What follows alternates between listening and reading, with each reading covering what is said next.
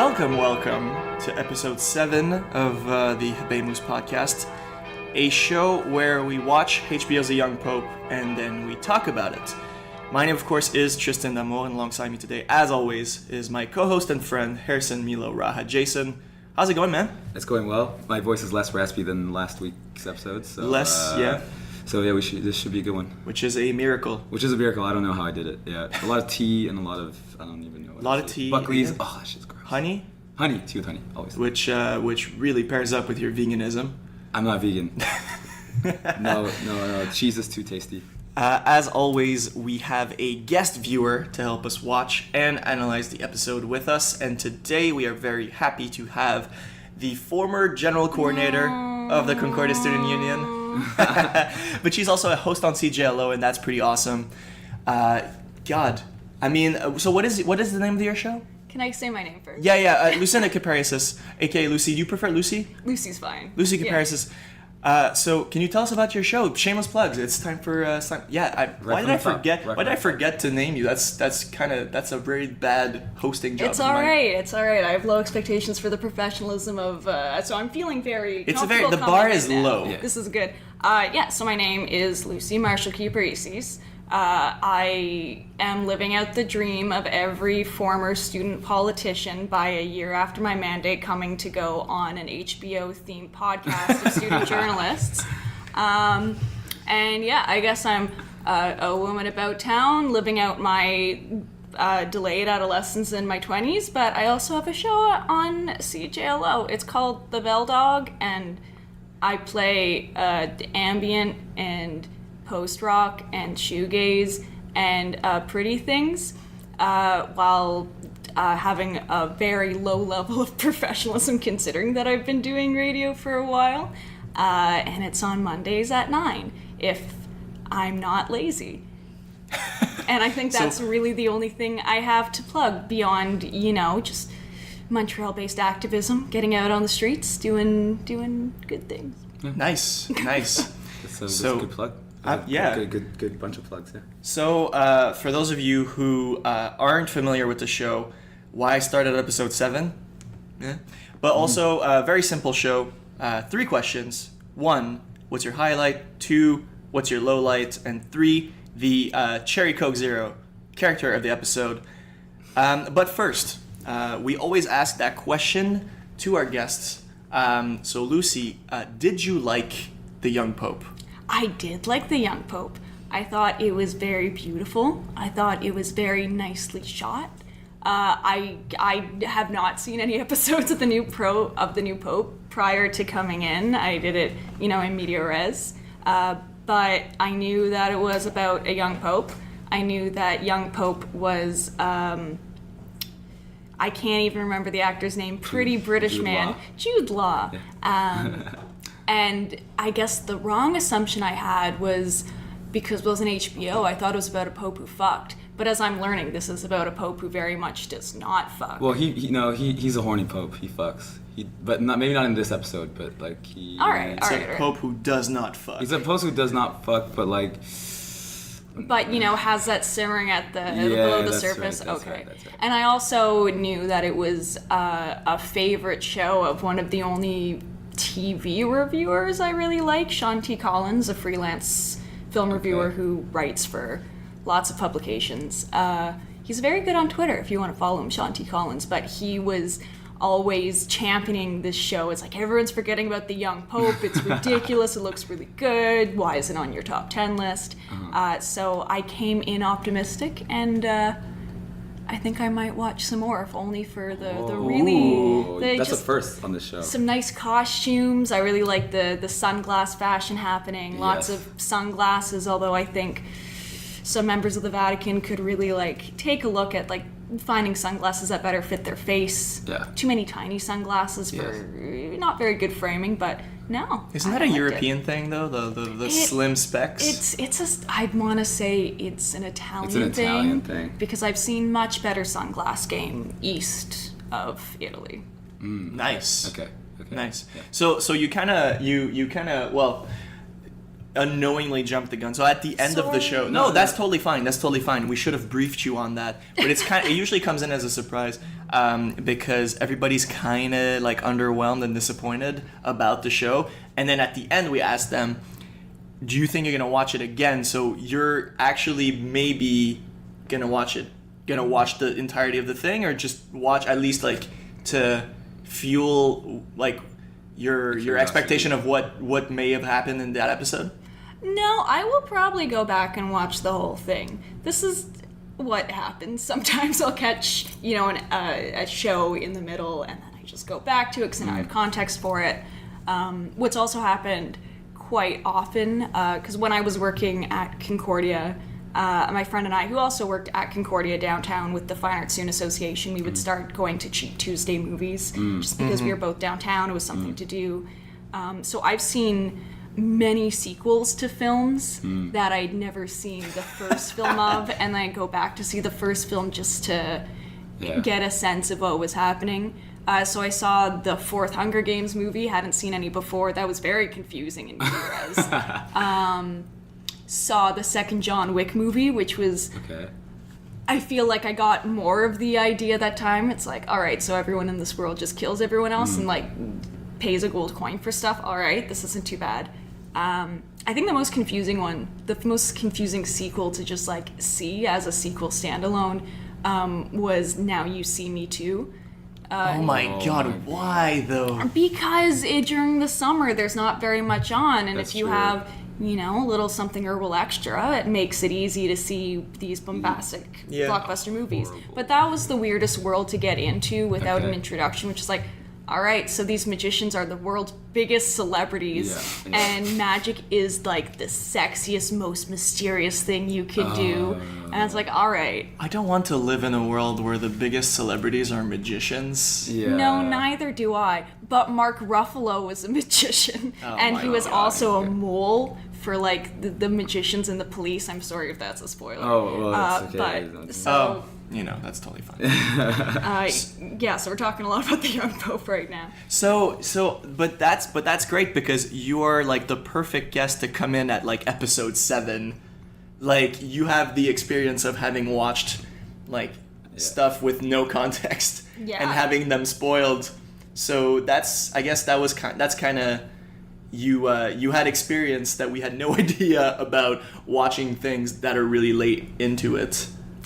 It adds another layer of fun because not only are you getting the plot, but you're also trying to get context clues. Yeah, and like as you start from episode 1, a lot of stuff that from the episode that you have seen, so episode 7, you'll be like, oh yeah, okay, now that makes sense. I was very excited to see actors I knew. There's a bunch of Italian actors I didn't know, but you have Diane Keaton in there.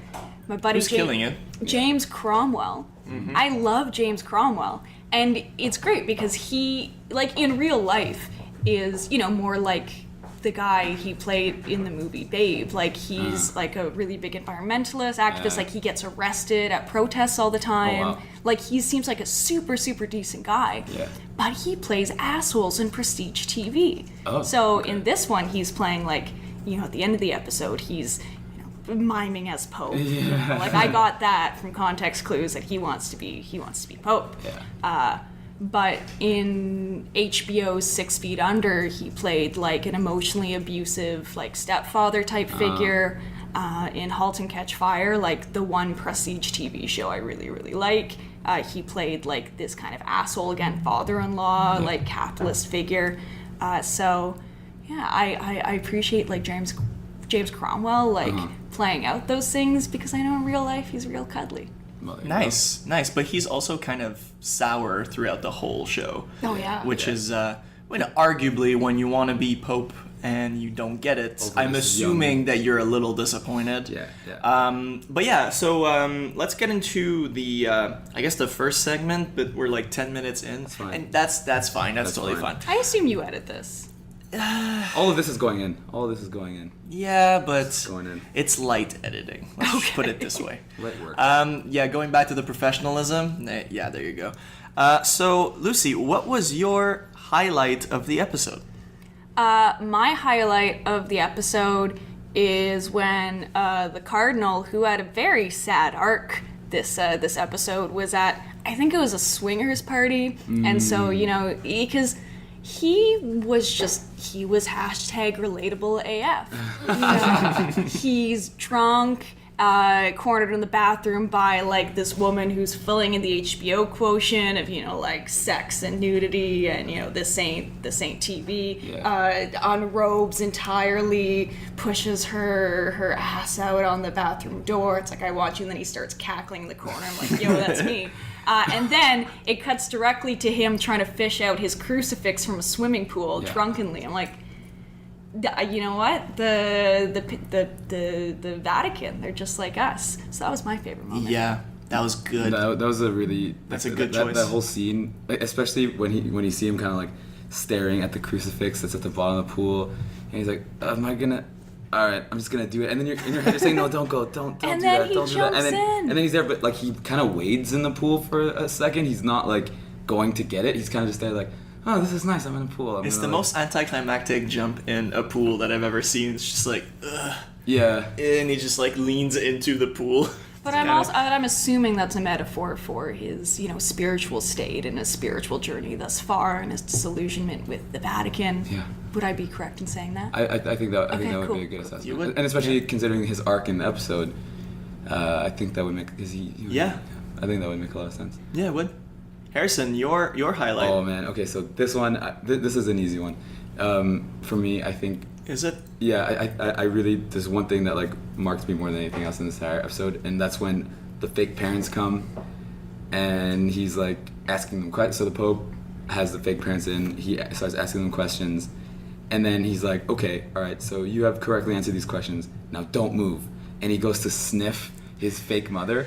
And then everyone in it pans to everyone's face, and everyone in the room is like, what? Like they have this really confused look on their face, and he turns around dramatically, and he's almost already in tears. He's like, expel these imposters from my house or whatever, something like that. That ruled. I love that scene. If I could part the curtain for a moment, we are recording in the Link offices. And Miriam Lafontaine, the editor-in-chief of the Link, is sitting away, doing her own work. But as soon as you said start sniffing his fake parents, she recoiled and then has had this look of disgust and confusion on her face, staring at her computer since. Well, she was on looking at memes, not working. She was on an episode of this show, and the whole time when we were watching, she was like, "What the hell?" Until the kangaroo came in, and then I missed a kangaroo. If you're gonna go. Oh, back I can't wait to see the kangaroo. There will be a kangaroo, but yeah. So I think that scene with the sniff, and with the and just how dramatic it was. Like there's like the violin music, expel these people. Just the way he said it, I thought that ruled, and I'm a big fan of that scene. And like I like how he knew immediately from jump that like these are like you could tell that he knew that these were fake parents. Yeah, totally. So that's me. So my highlight is a very wholesome scene where, beautifully shot too, where it's like an overhead, slow zoom in to Pius opening a letter, and he finds the other half of his pipe. That means so much. Yeah. It's like the one piece of symbolism that like the one thing that he has from his father, and it's like the one thing that like.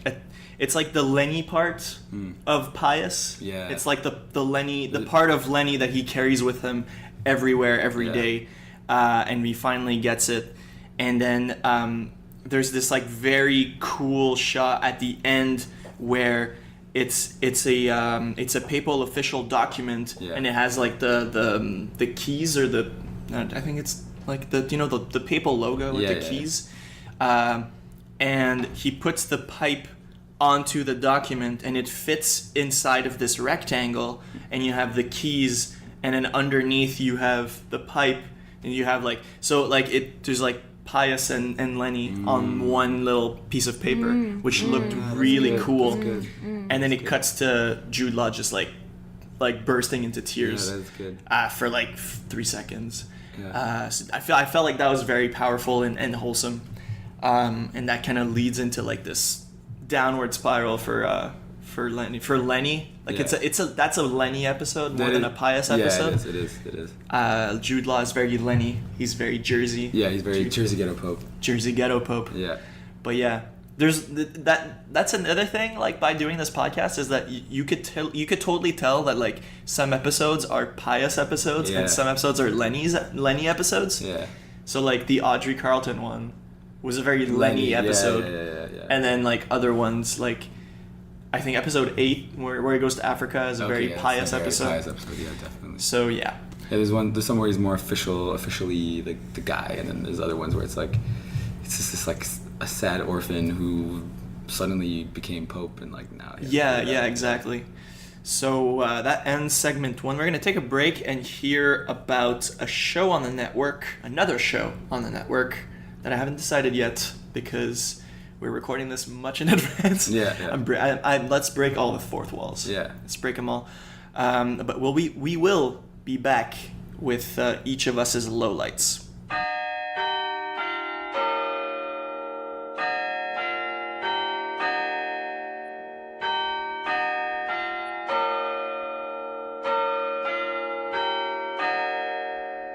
I'm Tom Zalatni, host and producer of Up for Discussion, a long-running comedy podcast on the Upford Network.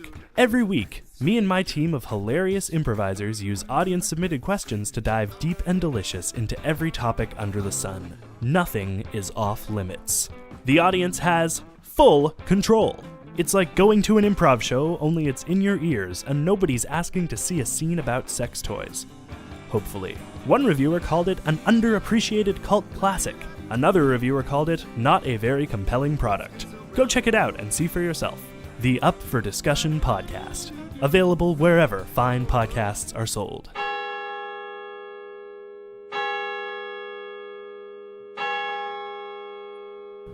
And we're back here on episode 7. Tristan, Harrison, and Lucy.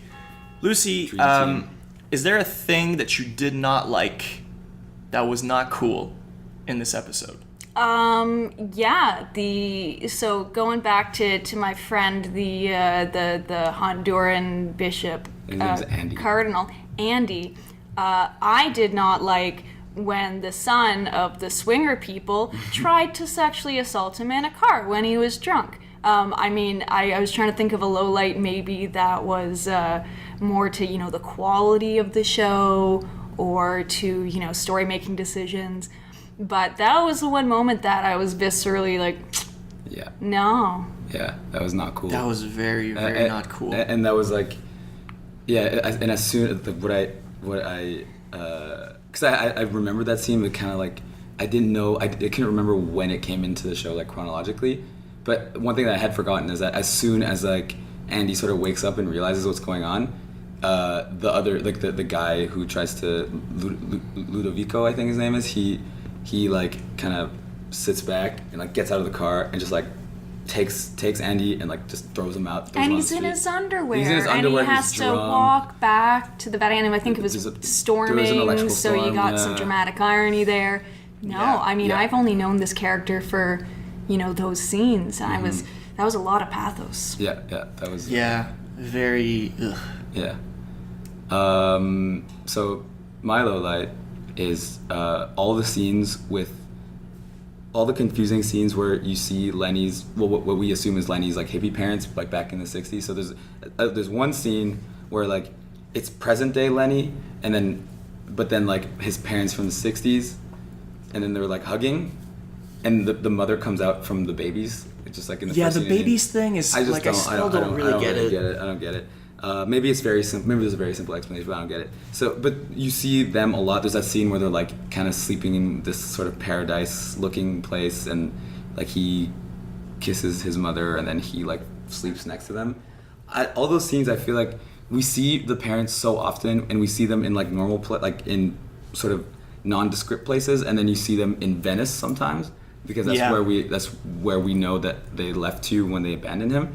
And I'm just like, I'm just confused. I'm confused. I don't get the whole parents thing. I thought all the scenes with the parents were confusing and weird. And It is very confusing. I didn't like them. That was my low light. I thought that initial scene where the mother is emerging from, was it a pile of dead babies? Yeah. Okay. Yeah. So I found that confusing because I didn't know it was a dream at first. And I thought that was like a legit art installation or something. For just not even disclosure, but for context, I am baptized Greek Orthodox. My father is Greek. My yaya would have killed my dad if I wasn't baptized. So I've only had like a few interactions with the Catholic Church. One of them was at my stepdad's parents' 50th anniversary, like reconfirmation of their vows. This was the first time I ever went into a Catholic church, and the one thing I remember from that was like walking into the church, and then there was a huge fucking tombstone, like comically oversized tombstone in front of the entrance to the church in memory of all of the dead babies from abortion. Oh my god. So I thought maybe it was a pro-life display that was just for some reason in front of the Vatican. Oh my god. But I was relieved to see that it was just a dream. Oh, well, because we still can't figure out what the hell those babies are. Because that's the second time those babies appear. In the very first episode of the show, the episode starts with Lenny crawling out from under a bunch of babies, and like we don't know. Because it can mean a lot of things. It could be an abortion thing. It could be like, oh, even though he was an orphan, he was the chosen baby, and a whole bunch of people had to die. We don't know. It could be like so many things. So that's an interesting point, because you bring up the whole thing about the tombstone. And then, so Lenny is an orphan. If this is a representation of a pile of dead babies, that's like probably like a huge like pro-life statement of like, well, he wasn't killed off by way of abortion, look, he became the Pope. Yeah, look at that. So yeah, maybe that's a huge pro-life statement. We might be aborting we just other popes. Completely missed that for like we watched it like 2-3 times. This is that first episode. What do you, like this? No, the whole series. Oh, this is my third time watching the whole series. Yeah. So maybe, but I don't know. Well, it's HBO. It's got to have layers. It's prestige TV. There has to be a lot of meta contextual readings of it. So I think everyone's right. Well, yeah, there you go. There's pro-life statements, but there's also like homosexuality. Yeah, there's also we don't know. We don't know. Yeah. Wow, that was intense. Yeah. So what was your low light, Harrison?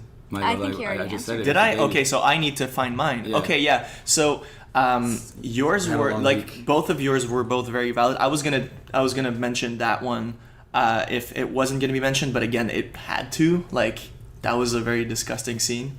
Yeah. So I'm gonna use the goofy exit and have the opening scene as my low light.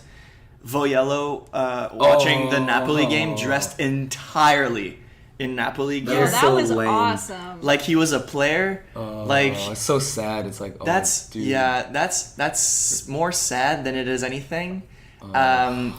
I just hate people that like dress up as players adults to watch a game. In general, adults wearing jerseys. That's a pet peeve of mine. I still wear soccer jerseys, but I wear them because I think they're kind of cool and nice looking. Also, you wear them to work. Like people that just like wear them. You wear all them the every day. I don't wear soccer jerseys every day. That was Miriam Lafontaine saying that. I don't wear soccer jerseys every day. I wear soccer jackets every day. Yeah, he's not wearing one now. Oh. I'm technically not wearing one now because it's kind of hot in here. But yeah, I don't. Anyways, I feel like that's kind of that's a bit lame. But it was cute. Like it was cute in a way because like he's like all up in like the whole Napoli thing. And Paolo Sorrentino is like a huge soccer fan. Like, was it David Rudin that said when he won an Oscar he thanked Diego Maradona? Oh my God. Who's like, according to many, in Italy, when you go to Italy and you ask who is the best player of all time, they will say Diego Maradona. And if you go to some house in Napoli, there most probably will be a shrine of Diego Maradona. Mm-hmm. So, that's for the soccer context because I just had to plug in some soccer stuff. So it is time to do our last break. And after this last break... Oh, the crowd pleaser. Oh, you know. Yeah. You know what's going up. You know what's next. I'm gonna drink some cherry Cokes though.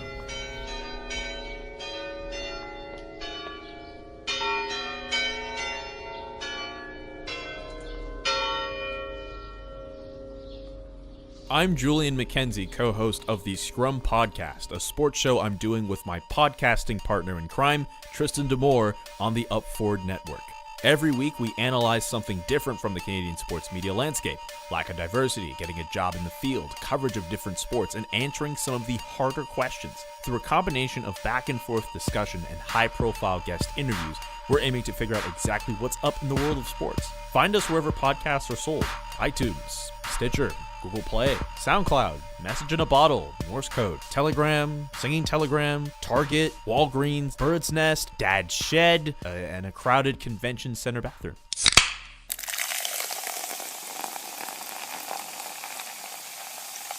And it is time on episode 7 with Tristan, Lucy, and Harrison to delve into everybody's favorite segment. It is the Cherry Coke Zero, character of the episode. Not a sponsor, but we would love to. Coke, please sponsor us. So the context for the Coke Zero, which I'm assuming you like, I have you no look kind of idea. clueless. No, I was looking around for the Coke Zero. Well, yeah. When you watch episode 1, it's in like the 5th Okay, minute. all of the right. episode. So the Pope does not eat much. He has this whole thing where this very loving sister just offers him to cook whatever he wants, and he's like, shut the fuck up, I only want Cherry Coke Zero, I don't really eat much. And then he drinks Cherry Coke Zero once, and then like there's a bunch of scenes where he's eating. There's like That's like my one pet peeve Yeah, of there's this a few- whole But episode. the food for an Italian But this show, whole the food, show. for an Italian show, the food is very nondescript. I feel like we don't get a lot. If we of do food if we do a series recap, this is my low light. Okay, yeah, fair enough. Save it for I that part. jumped the gun, I guess. Save it for that part. So Lucy, But, who was your favorite character? You know what? I'm gonna go outside the box right now. I'm gonna go with a very unconventional choice. I'm gonna go with Pope Lenny, New Jersey himself. Ooh. Wow, Okay. that's bold. Do tell. Well, I mean, to be fair, like I have as much familiarity with him as I do with any other character because this is my first episode, episode 7. But no, like so Pope Pius. Yeah, Pius the 13th. Pius the 13th / Lenny.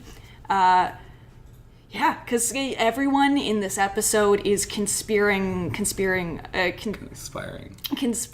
Thank you. Please edit that out. Is conspiring around him, and he's dodging it like he's Keanu Reeves in The Matrix, Yeah. and at the same time he's a complete cipher, so he's the character I'm most intrigued by, and it could be because I haven't seen anything from the past episodes, but just presented here, he's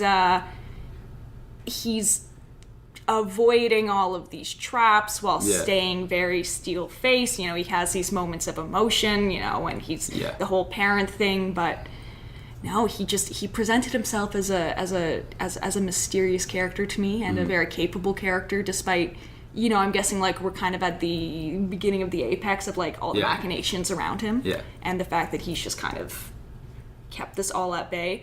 Also, I think the one scene that really won me over to him is when he's walking around the Vatican and he has like his full white and gold like papal outfit on with the gold Pope hat and the gold cape, and he has these tiny little sunglasses on, and I was just like, you know what? That's how I imagine myself walking around my house with a hangover, with like my robe like over my head and sunglasses on. So he's now hangover goals. Okay. And I think that this was a very good episode from him because he doesn't talk a lot in this episode. I feel like he didn't. He doesn't have many lines, and like usually he has like so many monologues, but like he doesn't have many lines in this episode. And I thought that was like. So he was a cipher. Yeah.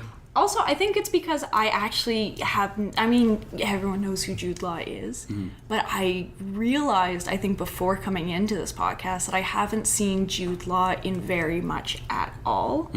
Like, the only thing I can remember that I've ever seen Jude Law in is Cronenberg's Existence from '99. Do you know the film? No. So, I mean, it's Cronenberg, right?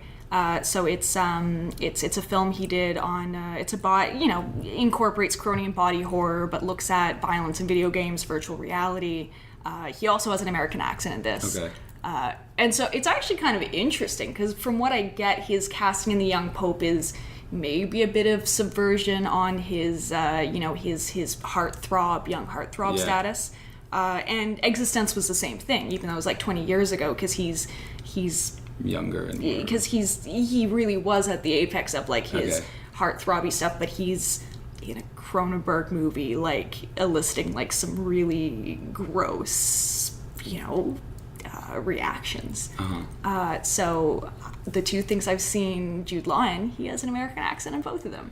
But in this one, his American accent, I feel like is such a like important sort of device in the show, because like it's not just an American accent. Like he pulls out the Jersey thing from time to time, and it's just like it's a subtle reminder that like this show is kind of nuts. Like a pope from Jersey, what? Like this doesn't make any sense. It's a young pope. It's from a Jersey. young pope from Jersey, exactly. So I really think that like the accent is like a really important thing, and this was definitely also like Jude Law's really good. He's talented. Like, he's a good. very, very talented actor. Like he embodies that role pretty well. So does the Pope have like a lot of dreams in the show? Yeah, he's constantly dreaming. Has anyone made a young Pope joke yet? Oh no, but please be the first. I just did. So you Okay. can take that for future episodes. Nice. We'll cut it in. So Harrison, your character of the episode. So I know I say that I wouldn't do this, but I'm gonna go with Voyello. Ah man. Sorry. He was mine. I know I said I wouldn't do this, but I think first of all this was like this episode was the Voyello show. Oh my god. Like he was everywhere in this episode. So he was he was phenomenal, and like there's honestly like too many scenes to sort of pinpoint, but I think like the way he's always kind of sneaky behind the scenes, he doesn't really get himself very like implicated in things, but like he's pulling all the strings essentially. The one scene that I like the most is when he and Lenny are having dinner, and Lenny takes his dish and swaps it with Voyello's because he's scared, and Voyello's like, "Are you afraid of being poisoned?" He's like, "Yeah," amongst other things. And then Voyello goes, those practices have come out of favor. I go for much more. My methods are much more sophisticated, which is funny because, like in the previous episode, not to spoil anything, but in the previous episode, I'll just say sort of generally, like there was a plot to like catch him in a scandal. You can't spoil something. That was before. Yeah, no, but I don't want to. Well, I gathered that because the second scene, he has the USB stick, that's and right, it's like right. they're just touching a breast on this. There's nudity on this thing. Which I can talk about it later, but reminds me of a scandal at the Greek Orthodox Church. No. This is the time. This is the time. Yeah. So like the Greek Orthodox hierarchy, called the patriarchy literally, is maybe a bit more immune to like the rampant sexual assault that the Catholic Church has, if only because if you're a lay priest you can have sex and have a family. So like when I was living on a Greek island when I was 5 for a few months, like the house we rented was next door to a priest with like 10 fucking kids. Wow. So there's that. But if you move up the patriarchy, you have to stay chaste, you abide by stricter rules. So I think it was like 10, 15 years ago when, because I remember reading a news article about it, it's just like it's a real bad like week for the Archbishop. So like someone really high up in the patriarchy, like 92-year-old, like had like photos were released of him in bed with like a nubile young woman, and then like also his secretary, like there was rumors of him, like photos of him in bed with like a young man, and then his secretary was then like, who was like in his 60s, 70s, it's like, actually I'm bouncing out to become a fashion designer in Paris now, so you can't charge me. Nice. So that seems to be like pretty reliable scandal making within any church, whether it's on the right side of the Great Schism, the Orthodox, or on the wrong side of the Great Schism, the Papists. Well, there you go. Wow. That's a really good scandal, and also I really always declare your biases. That was good. Like Papists, they're kind of whack. I really don't care. No, they're kind of whack. They're kind of whack. But I think it's just because the most religious part of my family is the Greek side of my family. Yeah. And I wouldn't say it's necessarily, religious in terms of like, fervent like, spirituality, but just because the Orthodox Church is so ingrained within Greek identity. So, talking to my Greek relatives, they really only think like in Canada or like everywhere in the world, it's like, oh, it's mostly Catholic, right? Because it's not Orthodox. It's like, oh, no, it's like, Anglican, Protestant. Oh, but that's just like another kind of Catholic. Sure. When my mom got married in the Greek Orthodox Church in the 80s, she didn't have to convert, which she was happy with, but they told her, it's like, okay, well, we're going to give you literature. So, you understand Orthodoxy going through. She's like a lapsed Anglican. But it's like, yeah, fine, I can read about the Orthodox Church. Like every single pamphlet. This is what's wrong with the papists. Why the papists are wrong. That's good. That's good. The papists, ransacked the true head of the church, Constantinople, in the Fourth Crusades. The rot, is continued. Yes, I love when things from like the Middle Ages or earlier come up in like contemporary discussions. It's when you're in Europe, you don't forget because you have so many different nations, hundreds of nations over how many hundreds of years, all like existing within like the small territory. So there is no such thing as a geopolitical conflict that is forgotten. Yeah, that's true. And then they did communism, and then now here we are, or whatever. Then they did the wars, and then all the nations were... They did the wars. Yeah, and then the nations were assembled, and then they said, okay, fuck this, we're gonna... Well, that's a concise history. Yeah. All the way from Constantinople to present day. They did the wars, they did the communism, and then... and then now here we are. And then they did the EU, and then the EU funded part of the Young Pope. Oh yeah, well, actually, all of it. 2/3 of it, because the show, it's HBO... It's Sky Italia, and Canal Plus. Canal Plus, yeah. So Tristan, what is your character? I'm looking for the character's actual name because I never forget. But so for context, I was gonna take Vayello because Vayello is very strong in that episode. I will take the old cardinal, the half dead, always smoking but always has like oxygen with him too. Yeah. Who's like. Made the very bold decision of calling that he wanted to be the Pope. Yeah, he's like, no, you won't. Which, like, buddy, you're gonna die in like 30 minutes. Yeah, like, come on. For real. Like, how the hell does he go up those stairs? I don't know. He couldn't even get up off the couch, and also like the scene with the USB stick where he's like, I made a copy. And he just looks at the... He's like, what is that? Yeah, oh my god, that was great. Like, I'm gonna have to call my grandson to make sure that... Well, I mean, no, he can't call his grandson. If he did, no, that would be an interesting plot line. Wow. Cardinal has a grandson. Yeah. Completely. But I think he's always like he's always like in the background, like always like saying this like witty thing. He literally looks like death.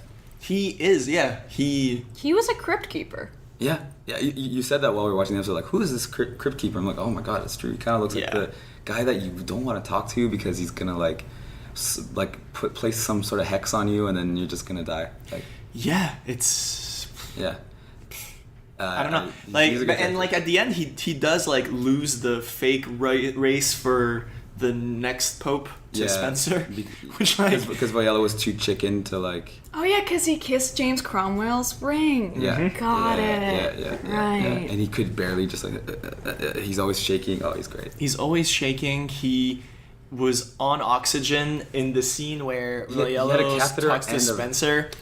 Is just like. Yeah. Clearly looks like he's on life support almost. He's a dead man walking. He's Although based on all the decades of like, well, that probably like pretty low quality of life, he's probably like 60.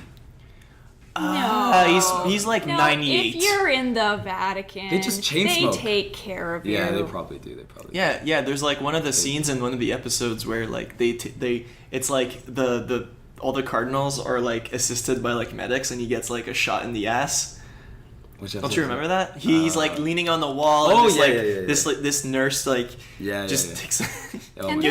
And they have a pharmacy in the Vatican. Do they? Which is one of the like ways to sneak into the Vatican if you're in Vatican City. This is what someone told me who like has encyclopedic knowledge of just weird stuff around the world. So if you want to get into the Vatican, but you don't want to like do the closed off tour. Yeah. You get a prescription slip from somewhere, not for birth control, for for a non-sinful medicine. Yeah. You go to the Vatican pharmacy. They will do it for you, and then you can just walk through the Vatican after that. Wow, that is Wow. So that's a hot tip. Life hack. Nice. Because I always wanted to go to the Vatican because, are there ATMs in Roman numerals? It's a good question, right? Because they speak Latin. I don't know. They probably don't. Dude, how can I know? Did you ever see what just Roman numerals? Once you get over 50, it gets ridiculous. Hey, shit. I don't know. If you want to know, you gotta go.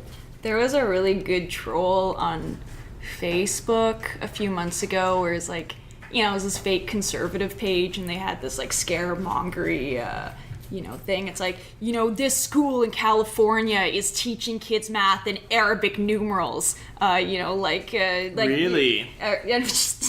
And it did elicit a lot of really angry people. It's what's next, Sharia? It's well, you know what Arabic numerals are, right? They're hours. They're numerals. Yeah.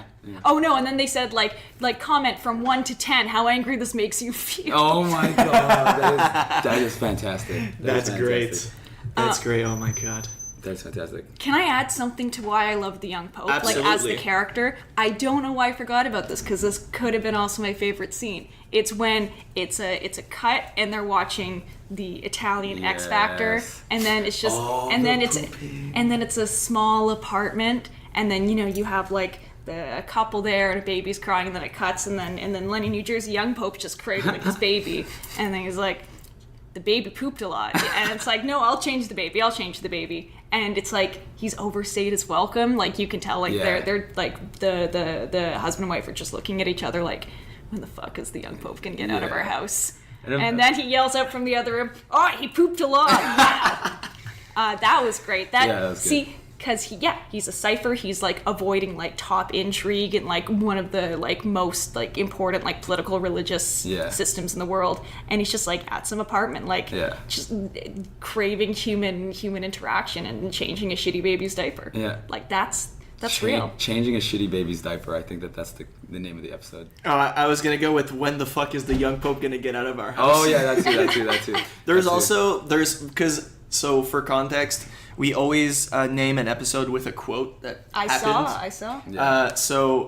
Up until now, I have it's about a pope who does not fuck. As soon as you said he sniffed his fake parents, she recoiled, which I found pretty funny. No, that's good. And then when the fuck is the young pope gonna get out of our house is also pretty good. Looks like Lots of good quotes. Yeah. Lots of good stuff coming out of this episode. So now we have to ask the magical question. Well, I mean, you kind of answered it, but still. Do you think the young pope is a satire? Oh, well, yeah, actually. Yeah, so for context, in the very first episode, we had the CBC's Verity Stevenson. Ooh. And upon watching it, kept saying, in "You 2 guys, seconds into the episode, this is a satire." She's this isn't serious, right? The show is a joke. Yeah. So then we've been asking everybody who's been on the show, because it's kind of been burning a hole through our minds. Is this a fucking satire? So do you think, Lucy, that this is a satire after watching episode 7? Well, I've only seen 1 episode, Yeah. so I don't feel confident enough to say one way or another. But I will say again that because this is a prestige television on a prestige cable network, it can be whatever the fuck you want it to be. Really. Oh, explain. Nice. Well, no, I mean, because it's what, the quote-unquote age of golden TV, and almost every good television show, or the TV shows that get the critical hits, are almost designed in a way to just inspire discussion and talk back, between a cabal of TV reviewers and bloggers and people on the internet. So, I mean, I don't watch too much good television, but it really is the kind of golden age of TV, quote unquote.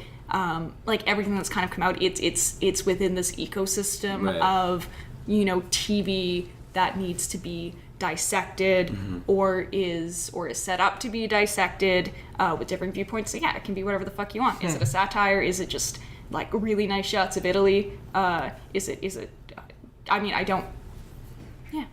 That's a very. You're the first guest that has not Answered yes or no. But you answered beautifully, but without answering the question, which is very nice. I'm an ex-student politician. What do there you you want? go. I didn't want to point that out, but you did. You did for me, so thank you. I will tell you what though, the shows made me want to visit Italy, like the outdoor shots. Yeah. Oh my God. The Those shows are great. Oh my God, they're beautiful. Because I've technically been in Italy, by which I mean I took an overnight Flixbus between Flixie Bus. Oh my God. between- the Belgians. Gotta love the between Belgians. Ljubljana and Marseille. Ljubljana sucks. Ljubljana sucks. It sucks. Marseille was great, but so Marseille I took. sucks. No, Marseille was nice. So I took the bus across Italy. It was just like an overnight across Italy. So my two memories of Italy are getting out at a gas station, like on the western side of the border. You had a sandwich? Did you have a sandwich? I got a really nice brioche and an espresso, and so that was it. Like gas station Italy, it's like, yo, this is like a really good brioche and espresso for like €3.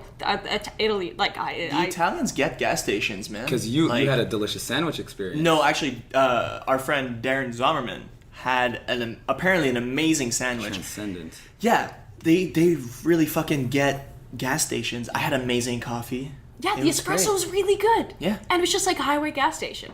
My other like thing in Italy is when we stopped in Venice to pick some people up. And like I'm just trying to sleep on the bus. I took some gravel and Venice smelled really bad. Yo, Venice is gross. I mean, Milan didn't smell very good either.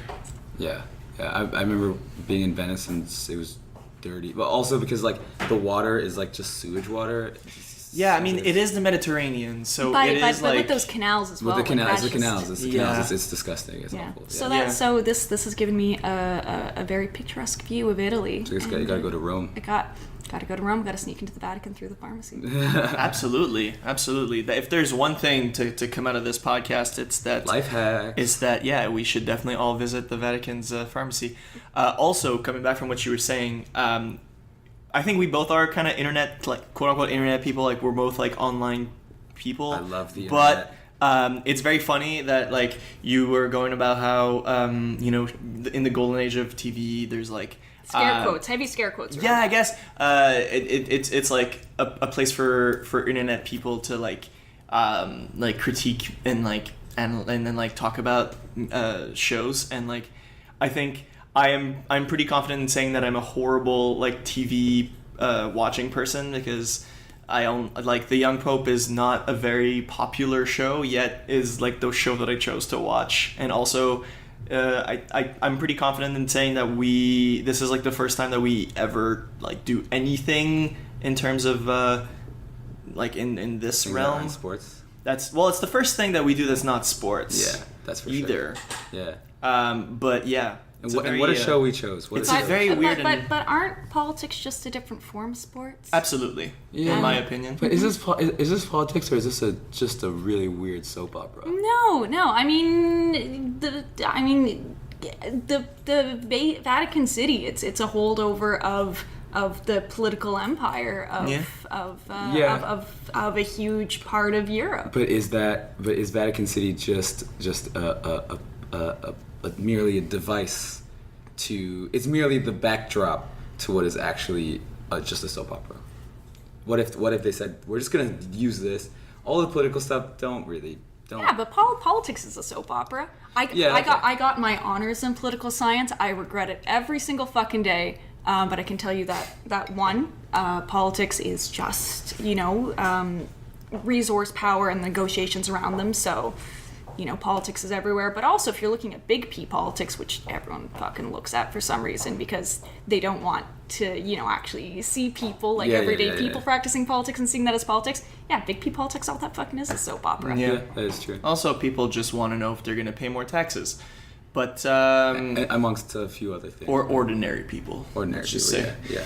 yeah. Like the ordinary people is like usually it's like, what does like my mom think of shit? Yeah. That's the type of or what like my grandmother. Yeah. What like, does my typical, weird like- uncle think about? Yeah, exactly. But on that note, Lucy, it was such a great time that you took the time to come in and Pleasure. and help us analyze the young pope. And I'm really glad that you liked it. Yes, thank you for introducing me to the Pope and his youth. Yes, the pope and his youth. Yeah. Too much youth. Man, so young. So young. Before we go, would you like to plug anything, maybe your social media, anything before we end this? Sure. I share a Twitter account with my roommate at Death Tunnel Inn. I only tweet from it maybe 5% of the time, but his tweets are very good. I have a show on CJLO called The Belldog on Monday nights at 9. Usually some very pretty music.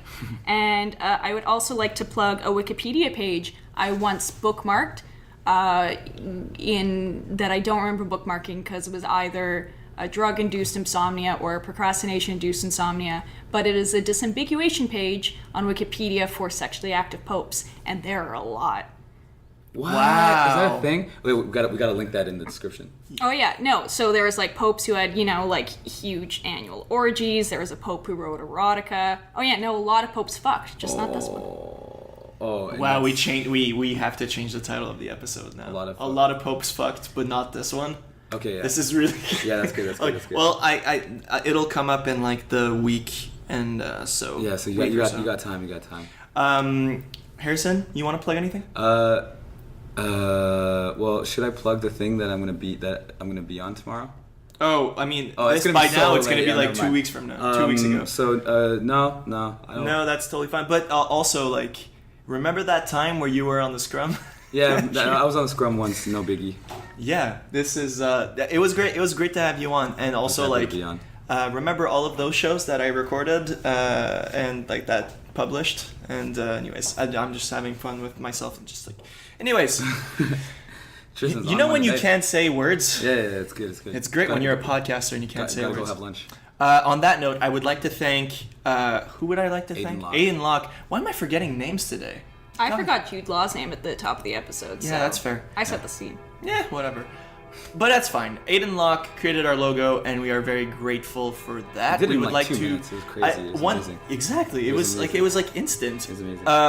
One part of the thanks that I never actually say is we should thank the link because we're Yeah, recording for- in their for- offices for housing us. Yeah. Miriam's giving us a dirty look. Hi, Miriam. I would also like to thank the Upford Network for actually housing us and becoming a part For of our housing our network. audio. Housing our audio. Yes. And you could follow Harrison at har_re_son. And if you add another underscore, that's my Instagram. There you go. You could also follow me at Tristan. Don't follow my Instagram. Like it's just weird stories. The har_re_son_ that is my only No one's Instagram. gonna remember how to spell Yeah, that is my only Instagram. I don't have any other ones. Yeah. And we're still going to be back next Sunday with episode 8. 8. Well, only 2 left. Well, Wow. 3, we're gonna do the recap. We're gonna do a recap after that, but the series is coming to an end. Yeah. Yeah. Is Well- that a good thing or a bad thing? Is it? That's up for discussion. However, in the meantime, we'll hear you on next time. The young coach